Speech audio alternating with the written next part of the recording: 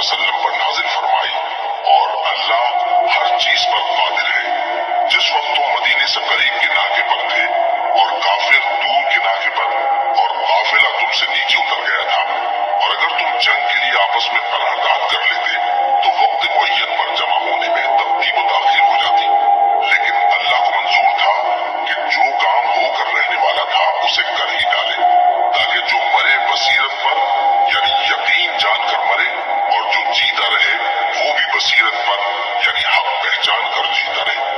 और कुछ शक नहीं कि अल्लाह सुनता है, जानता है। उस वक्त अल्लाह ने तुम्हें ख्वाब में काफिरों को थोड़ी तादाद में दिखाया था, और अगर बहुत करके दिखाता तो तुम लोग जी छोड़ देते और जो काम दरपेश था उसमें झगड़ने लगते, लेकिन अल्लाह ने तुम्हें उससे बचा लिया। बेशक वो सीनों की बातों तक से वाकिफ है। और उस वक्त जब तुम एक दूसरे के मुकाबिल हुए तो काफिरों को तुम्हारी नजरों में थोड़ा करके दिखाता था और तुमको उनकी निगाहों में थोड़ा करके दिखाता था, ताकि अल्लाह को जो काम करना मंजूर था उसे कर डाले। और सब कामों का रुजू अल्लाह ही की तरफ है। मोमिनो, जब कुफ्फार की किसी जमात से तुम्हारा मुकाबला हो तो साबित कदम रहो और अल्लाह को बहुत बहुत याद करो ताकि मुराद हासिल कर लो।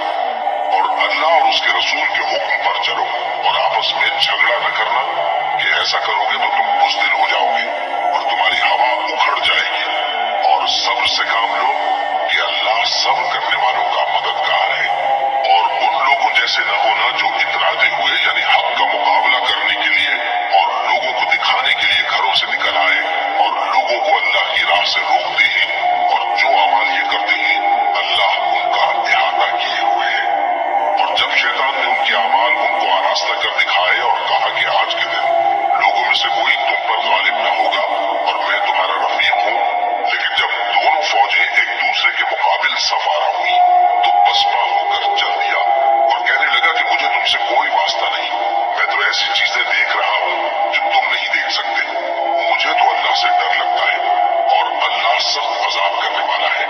उस वक्त मुनाफिक और काफिर जिनके दिलों में बीमारी थी कहते थे कि इन लोगों को इनके दीन ने मगरूर कर रखा है, और जो शख्स अल्लाह पर भरोसा रखता है तो अल्लाह गालिब है, हिकमत वाला है।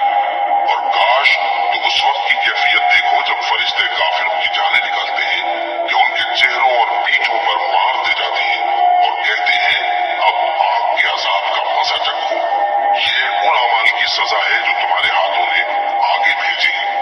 और ये जान रखो कि अल्लाह बंदों पर जुल्म नहीं करता। जैसा हाल फिरौनियों और उनसे पहले लोगों का हुआ था वैसा ही इनका हुआ कि उन्होंने अल्लाह की आयतों से कुफ्र किया तो अल्लाह ने उनके गुनाहों की सजा में उनको पकड़ लिया। बेशक अल्लाह जबरदस्त है, सख्त अजाब देने वाला है। ये इसलिए कि जो नेमत अल्लाह किसी कौम को दिया करता है जब तक वो खुद अपने दिलों की हालत न बदल डाले अल्लाह उसे नहीं बदला करता, और इसलिए कि अल्लाह सुनता जानता है। जैसा हाल फिरौनियों और उनसे पहले लोगों का हुआ था वैसा ही इनका हुआ।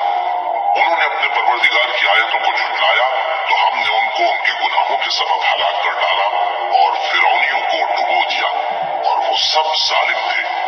जानदारों में सबसे बदतर अल्लाह के नजदीक वो लोग हैं जो काफिर हैं, सो वो ईमान नहीं